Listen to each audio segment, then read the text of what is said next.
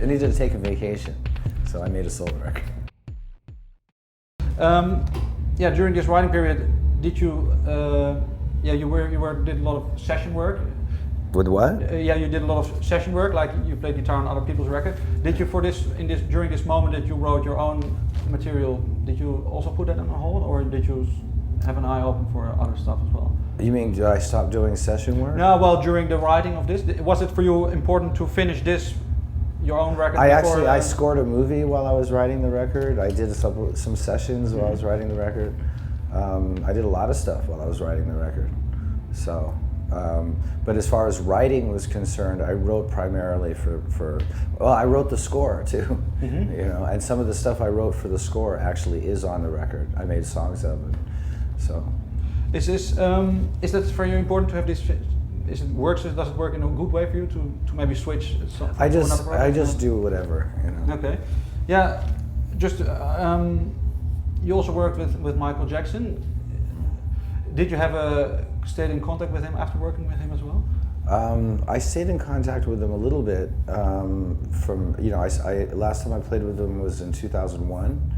So I saw him a couple times after that, but I didn't really stay in that much contact. He had a lot of stuff going on with all these legal situations, and he left the country, and so no, I didn't really see him very much.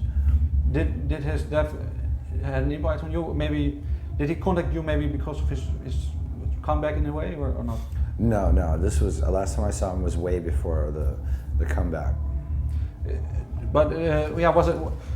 Do this kind of in a way, such impact, yeah, when he suddenly died, did that influence you? Maybe is there something, a sort of homage maybe to him as well in the records? On the record? On the record or where? Yeah, in your records? No. It was sad news when I heard about it, when I was actually in the studio. But I don't think it influenced, at least consciously, it didn't influence anything on the record. Maybe subconsciously it might have been in there somewhere. But it was so sudden and so tragic, and and I seemed like I was right in the middle of all this other stuff, and then all this really sort of bad news came along. But the record was already written, so it wasn't like I was going to write a song for it. Yeah. Now, yeah, you written the record you play now here. How far do the plans stretch you have with Slash? This was my first show. We're going to be going until March, at least until March. March next year. Yeah. And then, depending on success, you will see what you'll do after it, or? I don't know what I'm going to do. We've got that tour going this far, and then we'll see. Like maybe in March I'll go back to Velvet Revolver, or maybe we'll add more dates and go until April. Did the Velvet Revolver? What do they think of your record? They like it. It's a good record. They don't see it as a competition, maybe in that way?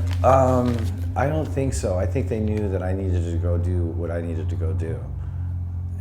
So there was a mutual understanding. Okay, good luck with it. All right, cheers. Thank you.